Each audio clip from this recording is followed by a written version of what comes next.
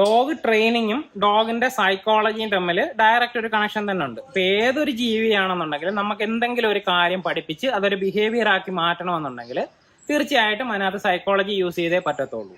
ഡോഗ്സിന്റെ കേസിൽ നമ്മൾ മെയിൻ ആയിട്ട് ഇവിടെ ഉപയോഗിച്ച് വരുന്നതെന്ന് പറയുന്നത് ഓപ്പറാൻഡ് കണ്ടീഷനിങ് ആണ്. 4 സ്റ്റെപ്സ് ഉണ്ട് അതിന്. ഒന്നാമത്തേന്ന് പറയുന്നത് പോസിറ്റീവ് റീഇൻഫോഴ്സ്മെന്റ് എന്ന് പറയും. അടുത്തത് negative reinforcement, negative punishment, positive punishment. അങ്ങനെ 4 ഘട്ടങ്ങളായിട്ട് വരും. നമ്മൾ ഓരോ സന്ദർഭം അനുസരിച്ചിട്ട് ഏതെങ്കിലും ഒരു കാര്യമായിരിക്കും ഉപയോഗിക്കുന്നതെന്ന് പറയുന്നത്. ആദ്യത്തെ എന്ന് പറയുന്നത് പോസിറ്റീവ് റീഇൻഫോഴ്സ്മെന്റ് ആണ്. റീഇൻഫോഴ്സ്മെന്റ് എന്ന് വെച്ച് കഴിഞ്ഞാൽ എന്തെങ്കിലും ഒരു ബിഹേവിയറിനെ നമ്മൾക്ക് പ്രൊമോട്ട് ചെയ്യണം.